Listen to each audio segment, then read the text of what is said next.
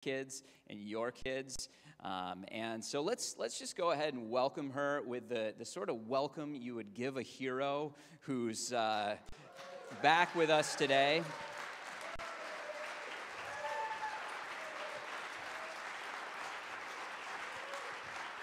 Thanks, Mike.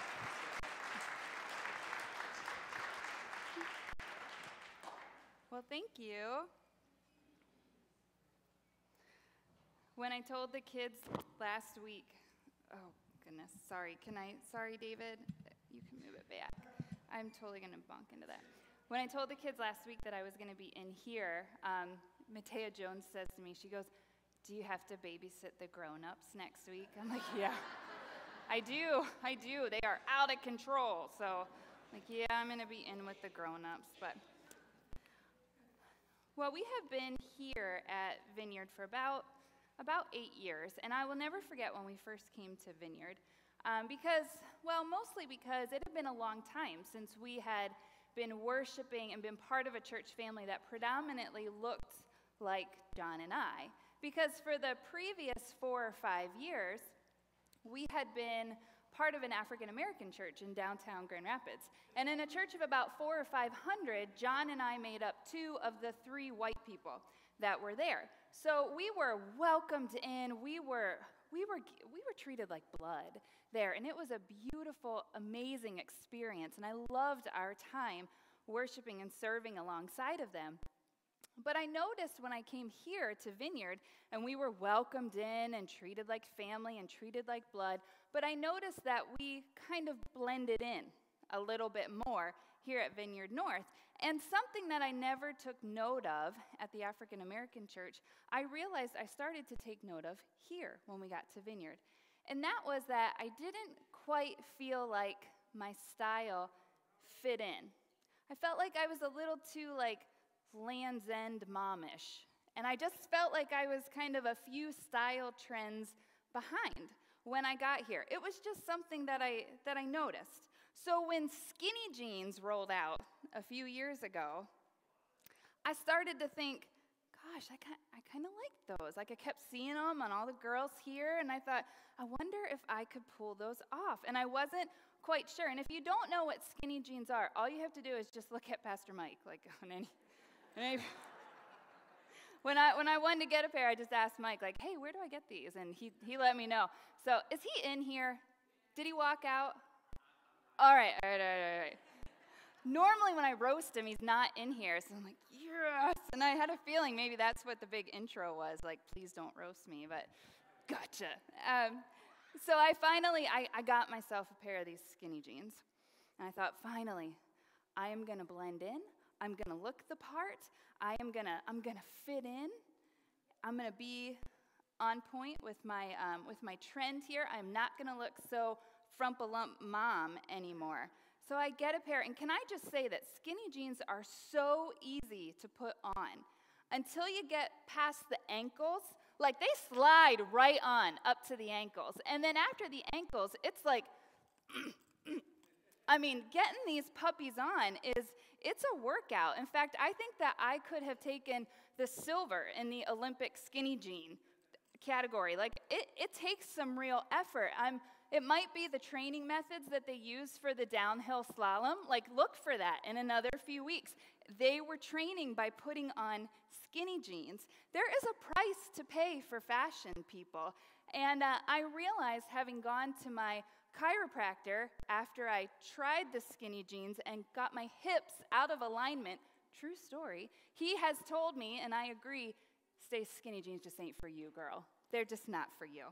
But it makes me wonder, with our current series here that we're going through on the humanity of Jesus, if Jesus was fully human, I think it begs the question, did he ever want skinny jeans? I mean, don't you want to know that this morning? But how many of you know it's never really about the skinny jeans, is it? It's never really about the skinny jeans. Do you remember in high school studying Maslow in psych class? Do you remember this guy? He was the dude that had that pyramid, the 5-stage model. It was the hierarchy of needs. I know, Ruben's looking at me right now like, oh gosh, Stace, no. I know. Every therapist right now, I'm sorry. I know that I've butchered it. That's all I know about the guy. But once he came up with this model, this theory of what every human being needs to survive. And after your basic physical and safety needs are met, so I'm talking your food, your water, your air, your shelter, what is next in priority? You'll see it here. It's belonging. Belonging, assimilating, wanting to feel like you are part of the group. That actually makes the pyramid. At number 3, wanting to fit in. Because we will always long for, we will always lean toward belonging. It's natural, it's normal, it's human.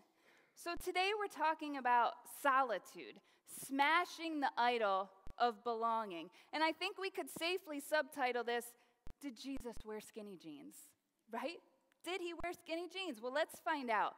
Now, I was not aware that you guys already read the whole passage of Scripture because I've been on the other side of the wall for the last year. So I didn't know that. So we can just gloss over our reading today because we've already done it. And I'll just summarize again. But we open up this scene with Peter, James, John, and Andrew, the first 4 that have been called by Jesus. And Pastor Mike talked about that a little bit last week when Jesus called them and said, hey, leave your nets and come with me. So they are leaving the synagogue with Jesus, and it's a Sabbath, so it's a Saturday, right around lunchtime. It's noon.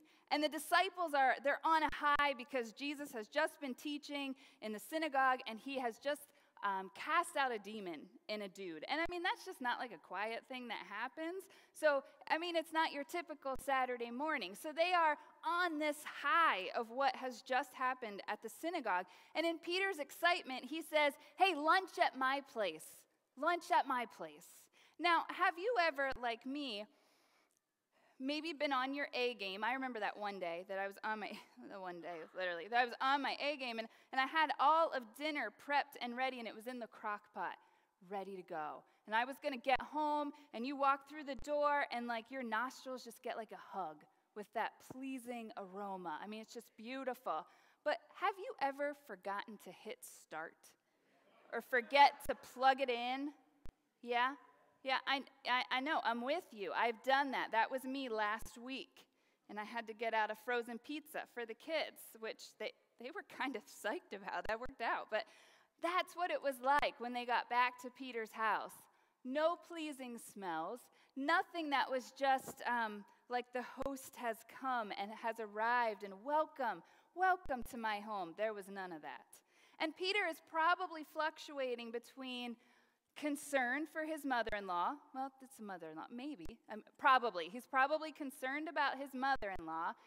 And embarrassment over the fact that he has no lunch for them.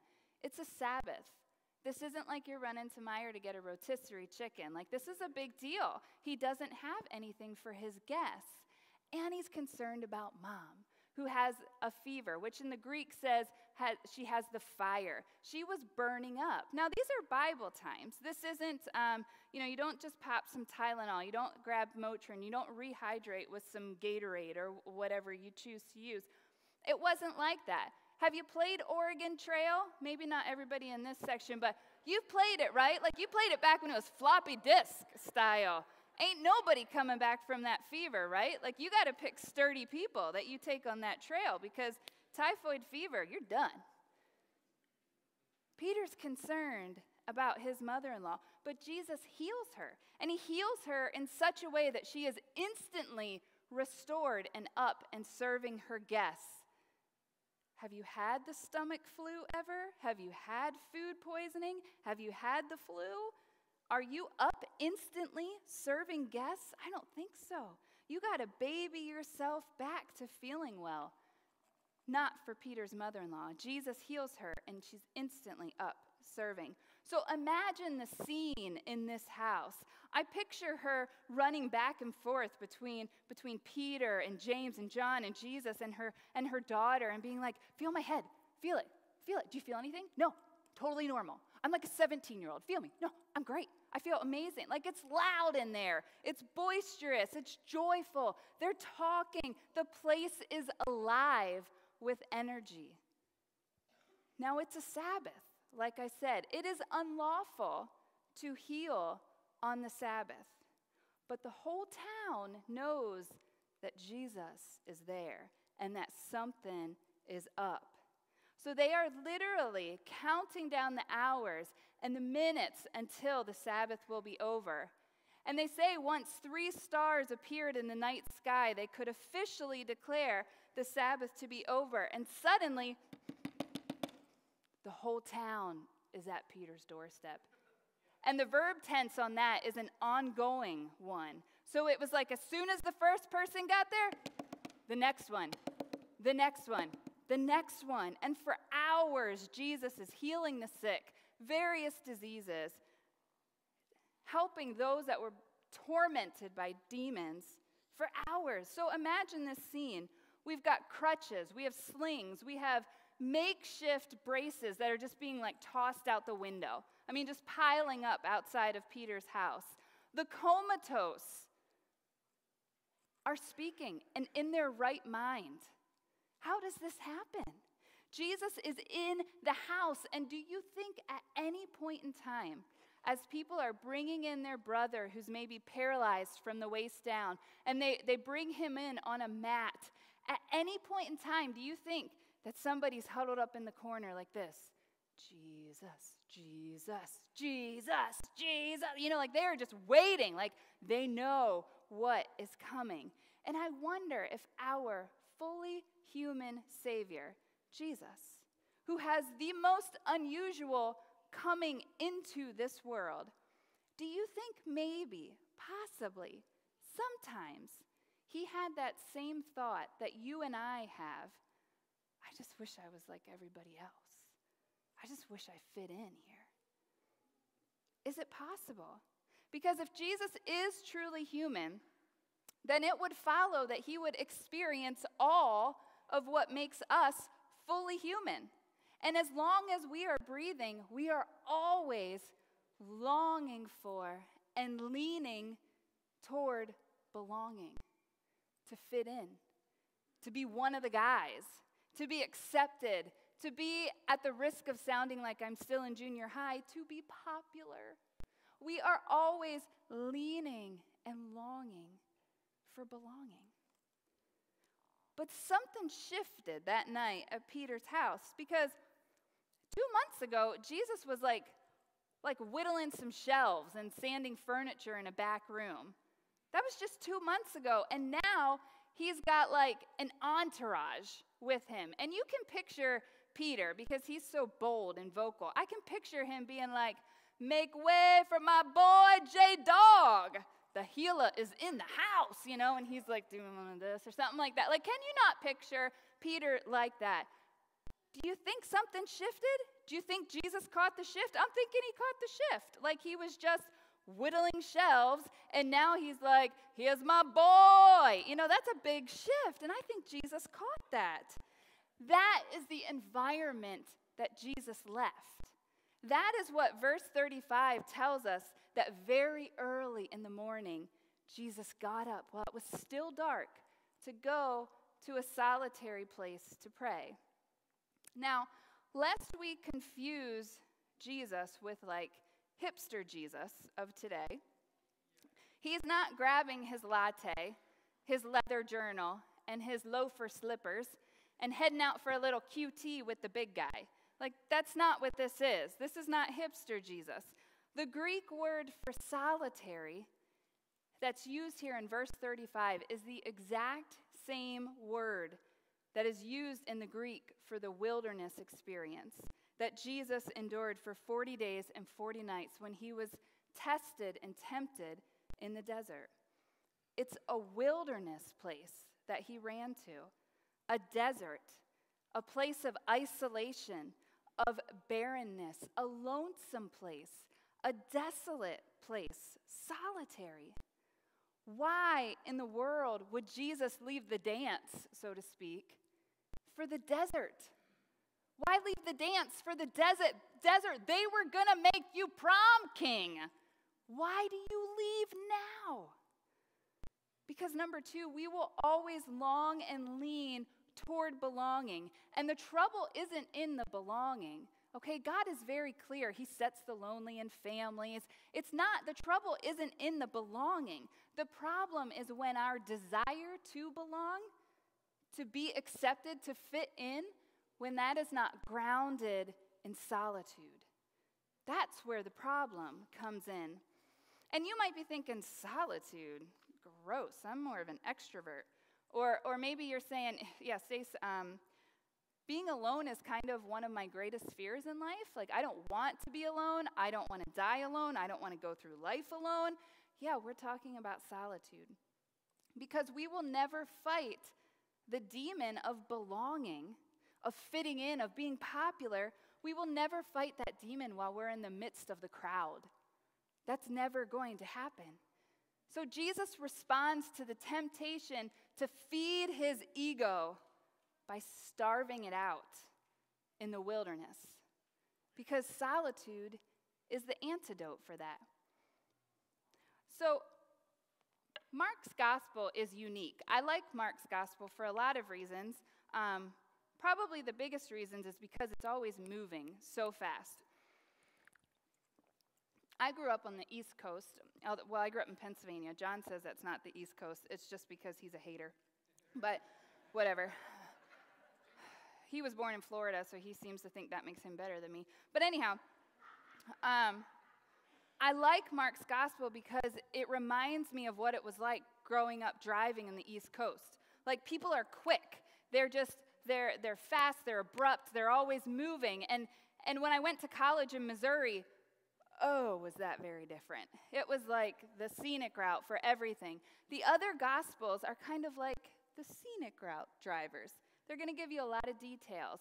Mark is quick. He gets to the point. He's going to use a lot of words like immediately, suddenly, then this happened, then that, then this, then that. You don't get a lot of details, but you get a lot of action. So I like that about Mark's gospel. Another thing that's unique about him and his gospel is because of where he starts it.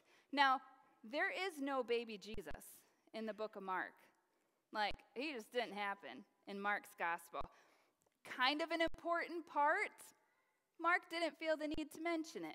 There's no mention of the baby Jesus. There's no magi. There's no boy Jesus at the age of 12 who's like a prodigy teaching in the synagogues, and the rabbis are just stunned because they've studied for decades. There's none of that.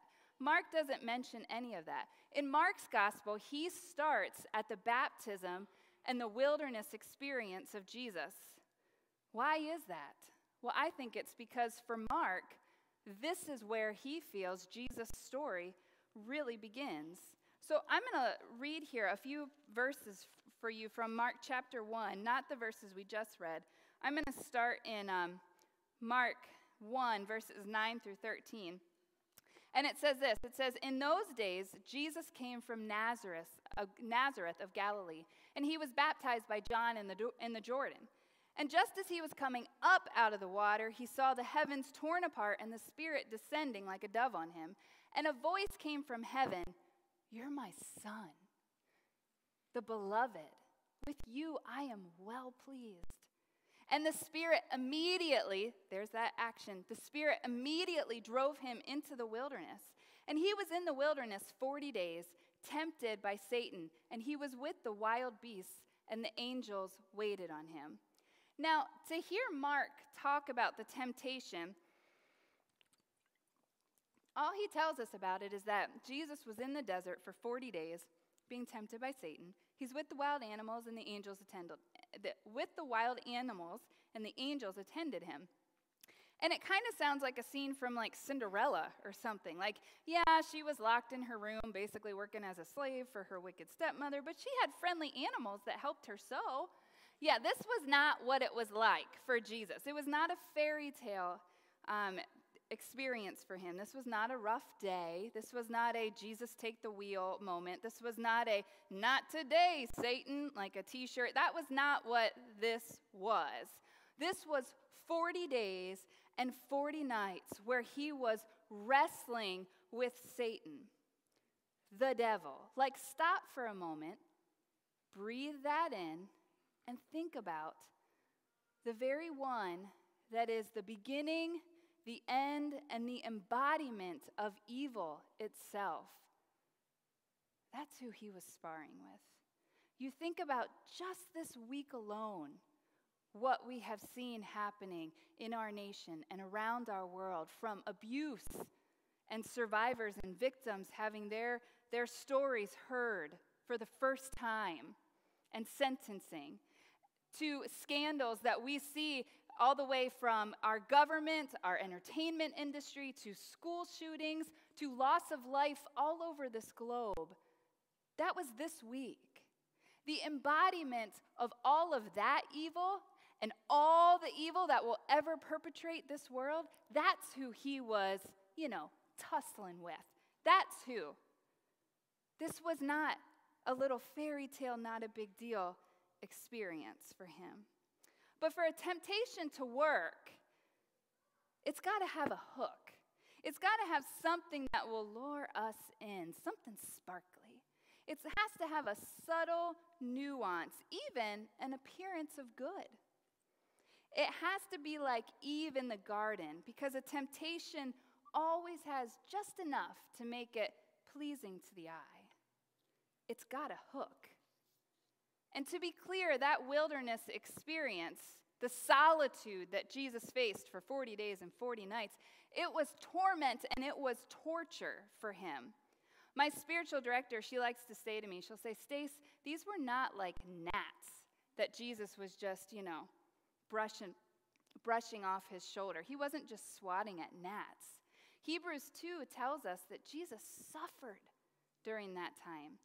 Day in and day out, he was being reeled in to shift his gaze from the goodness of God, the trustworthiness of God, and instead, just like Eve, to start hearing those suggestions, those whispers. Did God really say that? He can't be trusted. God's holding out on you. Why is this working out for everyone else except you? He's not taking care of you. And shift his gaze towards self-protection, self-preservation, trying to be like everyone else and belonging to this world. He heard the suggestions just like Eve. And the temptations that Jesus faced, they were hand-selected for him. They were hand-tailored just for him, just like they are for you and for me, to meet us in our unique areas of weakness. The bait is gleaming on that hook. But for Jesus, the desert wasn't just about facing demons. It was about confronting those inner demons that we all have, those places of temptation and weakness inside of all of us. And the craziest part of all that I find that Mark tells us in his gospel is that it was the Spirit that led him there. God himself was the one that led him to this awful place. Why? That doesn't make any sense. I believe it's because it takes a desert to smash the idol of belonging to anyone or anything other than God himself. The desert represents for us the place where God meets with his people. It always has. We see it all throughout the Old Testament. It's a place of quiet. It's a place of prayer. It's a place of conversation, a place of transformation, peeling away the layers and layers and layers of junk, of that old stuff in us, that skimming the fat of misplaced affections and attentions and priorities and mindsets. Transformation, it doesn't happen and it can't happen in the crowds. It just doesn't. It happens when we encounter God himself in solitude and in silence. Because that time, it functions like a mirror to us.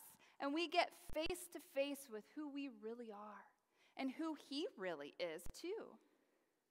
We come face to face with everything that's vying for our affections and our attentions. There's no makeup, there's no cover-up, there's no concealer in the desert. It just doesn't happen. And we see all of the ways when we finally get alone we begin to see all the ways that we long for and that we lean toward belonging, desperately wanting to assimilate to our culture and the people that are around us. We may say we want to be different, but we don't really want to be that different. It shows us what we're really hungry for. It shows us what we're really craving when we're in the desert. Something amazing, though, happened there for Jesus when he spent time in solitude. Now, I told you at the beginning of this that John and I enjoyed many years worshiping at the African American church. And one thing that I always loved there is, again, it was just totally difference in culture because, I've noticed that I've been up here probably like 20 minutes now, and you guys are like barely talking. You're making me do all the work. That is really frustrating. But anyhow, when we were there at this church, our pastor, Jathan, he would be up front preaching, and at any random moment, somebody would just stand up and be like, yes, come on, son. Yes, paint your picture. Paint your picture. They would always say that. Paint your picture, son. So I'm going to paint the picture here a little bit for you today. As long as we are longing and leaning towards belonging, toward fitting in, we are always going to be wobbly in this world because those variables will always be fluid. Now, let me see if you remember one of these. Maybe you had one of these in your childhood. You tell me if you did. I remember wanting one of these when I was in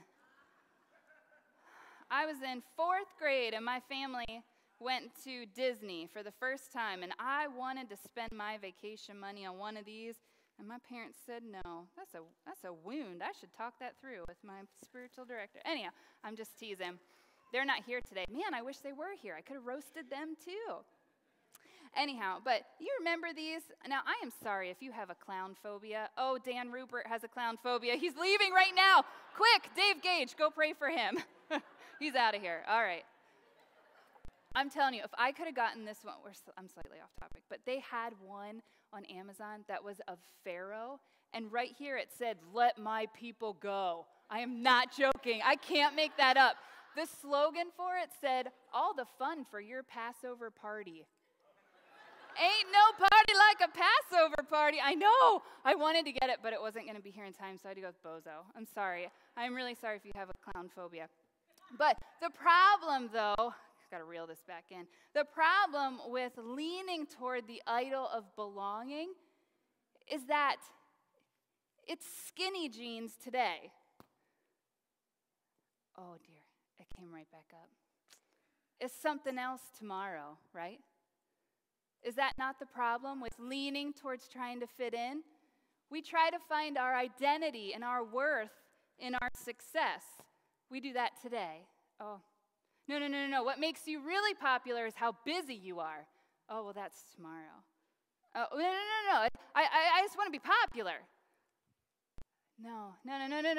Others' expectations. Yeah, that's what I'm going for. Yeah, I'm going to lean into others' expectations of me. Do you see what it's doing? A lot is changing. This is a variable. It's always going to be on the move. It's always going to pop back up with something else when we are leaning toward trying to fit in. Because fitting in will always be variable. It will always be fluid, and I will always be bowing down to the idol of belonging. Always. I want to be accepted. I want to belong. But solitude is different. There's a story in the Old Testament. It's one of my most favorite stories. It's in Joshua chapter 4. It's right after Moses has passed and Joshua has taken leadership, and the people were preparing to cross the Jordan River at this point in time. And God had instructed all of the leaders of each tribe, a leader in each tribe, to take a stone from the middle of that river as they were crossing the Jordan River on dry ground. He instructed them, hey, grab a stone on your way through. When you get to the other side, I want you to arrange these stones and make a monument, a memorial, something that future generations can look back on. And when they see that and they ask, hey, what's that? You can tell them about the day that I led millions of you across on dry ground. They were called stones of remembrance. Every time the future generations would see it, they could be reminded of what God had done. Solitude is like those stones of remembrance. Solitude, yes, it is a mirror into our souls, and we see all the places that are good, bad, and ugly, yes. But it's also a place where we see how God is truly there. He is meeting us. He is providing for us. Moment by moment, He's there. Even when, and especially when, life doesn't turn out how we had planned. When the marriage falls apart. When the one never arrives. When the child that we have raised from infancy turns away. When the baby we've longed for isn't conceived. When the diagnosis threatens our life or those of our loved ones. When those ends just simply don't meet. When our world becomes unrecognizable, like I would say this week, it kind of became unrecognizable. We can begin to trace His hand, though, in the desert. Can we not? We begin to see how He meets us in this scenario. He meets us in this one. Oh yeah, I remember when He met me in that one. And we begin to build our stones of remembrance. We remember how we saw Him to be faithful when that marriage was so tumultuous. We remember when we saw Him protecting our babies when they decided they didn't want to say yes to Jesus. We remember when we saw Him providing for us when it seemed like those means they just weren't going to be there. We remember those days. Oh, we remember the times that He was fully present to me when I would cry out to Him in His word, and we would say, "Make haste to help me, Lord," and He would be there. We remember, and we saw Him feeding us moment by moment in the desert. We remember that. And we see Him most of all being God in those moments so that I don't have to be, because I can't be. I can't be.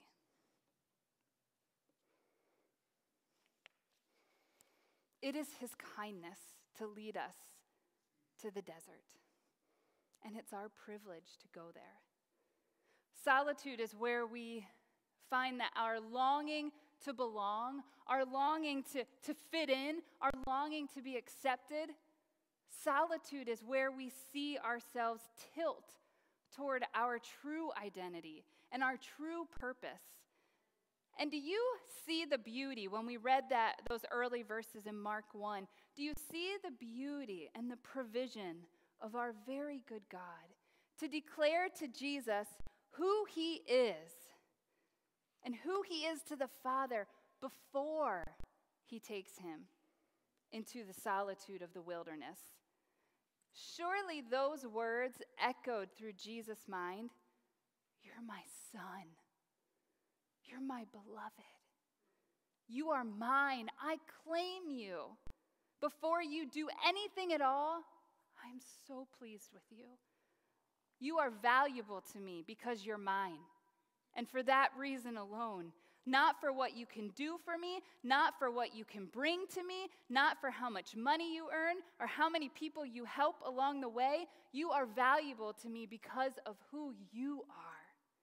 You are mine." Do you think that possibly became the words that He feasted on for the next 40 days as He went without?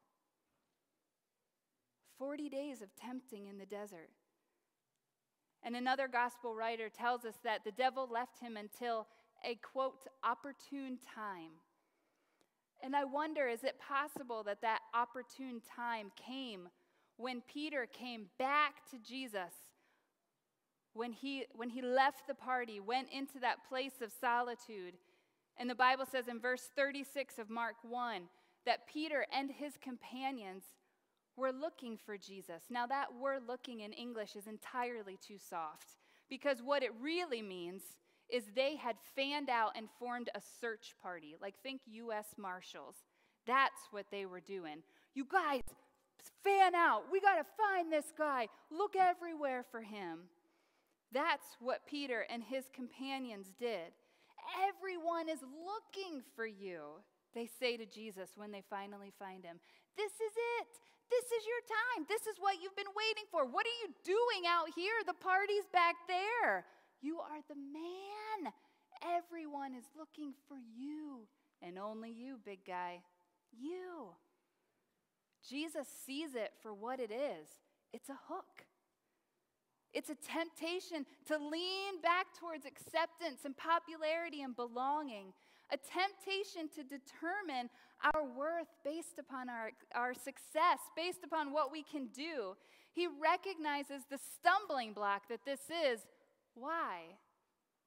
Because he has spent the time going to the solitary place. He's practiced in the spiritual discipline of solitude, of listening, of discernment, so that he can answer Peter and say, no, let's go somewhere else. Let's go somewhere else. That's why I've come. Solitude became Jesus' custom, his regular habit, and it was how he could shatter the idol of trying to belong. Are we doing the same? I know I have much more room to grow here, and it was painfully obvious as I was trying to prepare for this message, like, ooh, yeah. There's still a lot of skinny jeans in me. Yeah. I recognize it in me. And if you identify with that, I'd like for you to consider trying something this week with me. And the first would be, number one, find a place. Find a place. Now, identify a place of solitude. Now, this might be a walk outside. I love being out in nature. That's a big place for me to try and reconnect with the Father. But it doesn't always work when you have little ones. I get that. Maybe it's a walk outside. Maybe it's a quiet room in your house or your closet. Maybe it's a musicless car on your way into work. You're driving to work one morning, shutting off your phone, shutting off the music, radio. Thank you. Right. Yeah. Yes. Maybe it's a 4-minute shower while those kids are sleeping. Identify a quiet place. Secondly, get quiet. Practice listening. If I could say it in a Jesus way, shut it. Like, practice zipping it. And listen. Don't just run to him like, oh, I need help with this. Just shut it for a second and practice listening. Get quiet. Distractions are going to come to you. They will. So either try to dismiss them, or if you're like me and you have to write it down, jot it down and then let it go. And go back to listening. And lastly, pay attention. What do you notice in this time? What do you notice? What did you find that was distracting you? It's probably trying to tell you something. What did you notice that was fruit from this? Did you feel more peace after spending this time? Did you feel an increase of joy? Maybe a greater sense of love? Did you feel like there was a particular person that you should talk with? Maybe pray for, maybe drop off a meal, whatever. I don't know. But pay attention to what themes might pop up. Pay attention to something that might go through your mind that maybe you heard at a teaching or in a Bible study, or maybe it's a verse. Maybe it's an incredible quote that is just really getting at something. What are the themes? Pay attention. Jesus shows us how to smash the idol of belonging, and it's in that. It's his regular, habitual discipline of solitude, of going to the desert place. So let's meet him there. We're going to spend some time practicing solitude today. Well, we're going to practice it together. That's kind of not the point. You're not really supposed to do it together, but we're going to practice it together because we don't have 400 separate rooms here in the church. But David's going to lead us in the band in just some quiet music. And let's just get quiet for a few minutes. We're going to practice kind of a holy zip it. We're going to get quiet. There'll be some prompts on the screen that you can read at your leisure, or you can keep your eyes closed, whichever you prefer. And just pay attention to what might trigger inside of you as we work on going to this place of solitude together.